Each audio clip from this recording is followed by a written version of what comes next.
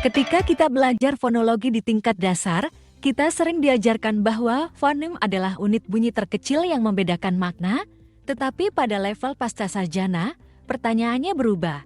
Apakah fonem benar-benar unit paling dasar dalam sistem bunyi bahasa? Fonologi modern justru mengajak kita untuk melampaui fonem dan melihat bunyi bahasa sebagai sistem kognitif yang jauh lebih abstrak. Dalam video ini, kita akan membahas bagaimana fonologi modern memandang bunyi melalui distinctive features, natural classes, underlying representation, hingga suprasegmental fonologi, sehingga Anda memahami fonologi bukan sekadar bunyi, tetapi sebagai bagian dari arsitektur pikiran manusia. Secara historis, konsep fonem dikembangkan oleh kaum strukturalis seperti Ferdinand de Saussure dan Pragues Gaulle.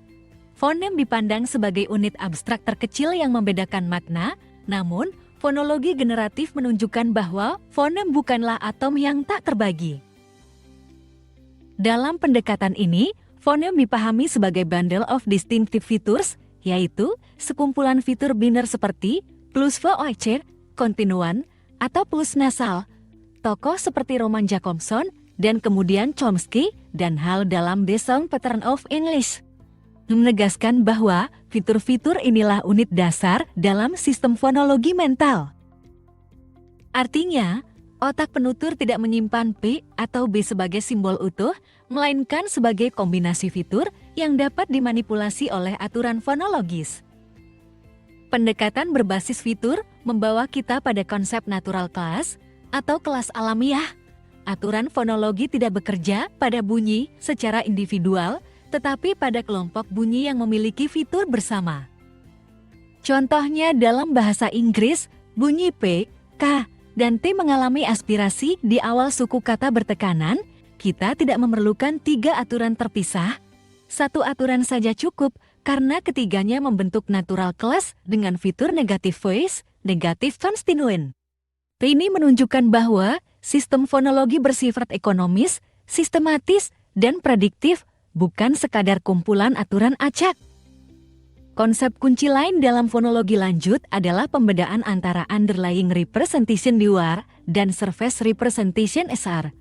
DUR adalah bentuk abstrak yang tersimpan dalam leksikon mental, sedangkan SR adalah bentuk fonetik yang benar-benar diucapkan.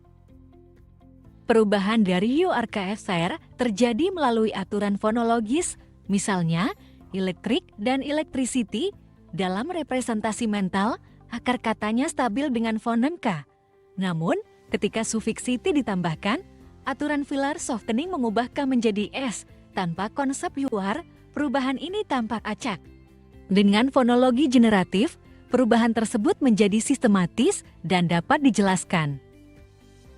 Fonologi juga mencakup fonotaktiks, yaitu aturan tentang kombinasi bunyi yang diizinkan dalam suatu bahasa.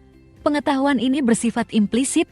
Penutur bahasa Inggris mengetahui bahwa street terdengar wajar, tetapi benik tidak. Dalam ujaran nyata, kita juga menjumpai connected speech processes seperti simulation, elision, dan linking, misalnya football yang direalisasikan sebagai football. Selain itu, suprasegmental fonologi seperti stress dan intonation berperan besar dalam keterpahaman ujaran. Kesalahan suprasegmental seringkali lebih mengganggu komunikasi daripada kesalahan segmen individual. Sebagai rangkuman, fonologi tingkat lanjut mengajak kita melampaui fonem.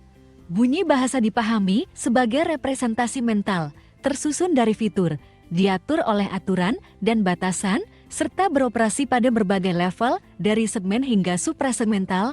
Fonologi, pada akhirnya, adalah jendela menuju kondisi manusia yang menjembatani biologi artikulasi dan struktur mental bahasa. Refleksi untuk Anda, fenomena fonologis apa yang paling menunjukkan bahwa bahasa bukan sekadar bunyi fisik, melainkan sistem mental?